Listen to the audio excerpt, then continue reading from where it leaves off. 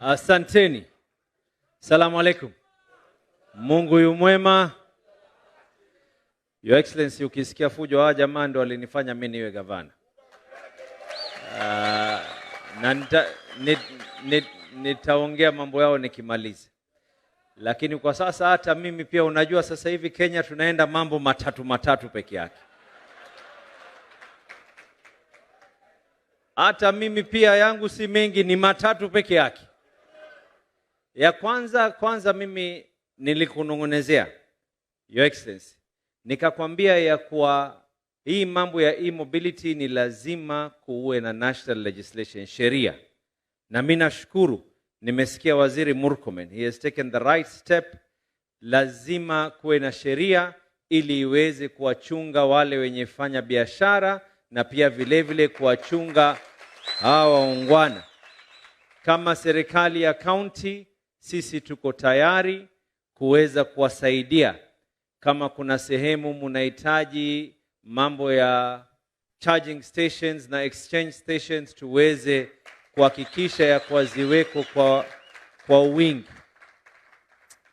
Pia vile Your Excellency, ama bwana, ili jambo limeweza kuanzishwa hapa Mombasa.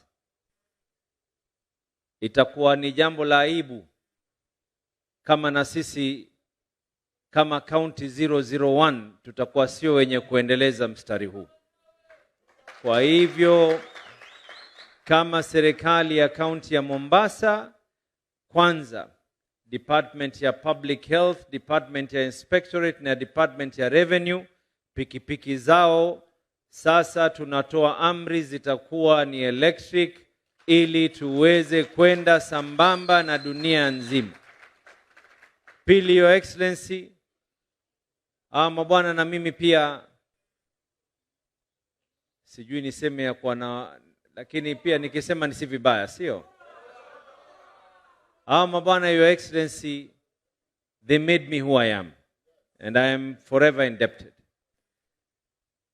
Mimi nataka safari hii mulinipandisha pikipiki zile za petroli na pikipiki zile nyingine. Kwa hivyo mimi najitolea sub-county hapa katika Mombasa ziko 6. Kuna sako 6.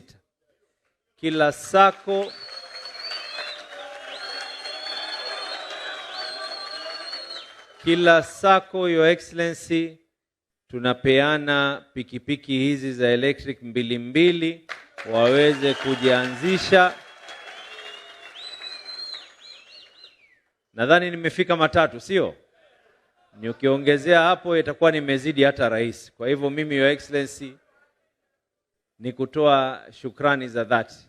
Na najua tuna mazungumzo ambayo kwamba tunazungumza na waziri, sitotaka tuyataje sana kwa hapa, lakini kilio changu na msimamo wangu kama gavana wa waungwana hawa ya kuwa sitokuwa gavana yule ambaye kwamba kama nazunguka na wewe sana, kila unapokwenda unasikia kwa tunaomba hiki. Mimi nitakuwa ni gavana ambaye kwamba nataka kuacha rasilimali ya wana Mombasa iweze kuwafaa watu wa Mombasa. Kile tuombe tuweze kusimama kwa miguu yetu, tutambae, tusimame. Na mimi nina imani Your Excellency, yale mazungumzo tutotaka tuyazungumze kwa sasa, lakini iko siku uwanja huu Your Excellency, hapa mimi niliapishwa hapa na mabwana walikuja kwa wingi katika kiapo changu. Panapo majaliwa ikifika mwaka 2027, panapo majaliwa, ya Mungu ni mingi, na nikisema ya Mungu ni mingi kuna na afya na uhai, lakini kama kura niko nazo, tutarejea hapa kuweza kuapishwa tena. Lakini mimi nataka baada ya miaka 10 Your Excellency niwaachie watu wa Mombasa rasilimali yenye kung'arang'ara. Asanteni sana na mubarikiwe. Thank you very much, Your Excellency. And now, Your Excellency, I take the opportunity and pleasure to invite you kuweza kuzungumza na wana Mombasa na Wakenya kwa jumla. Na kila siku kuna mpya, Sijui leo itakuwa gani. Thank you very much. Asante.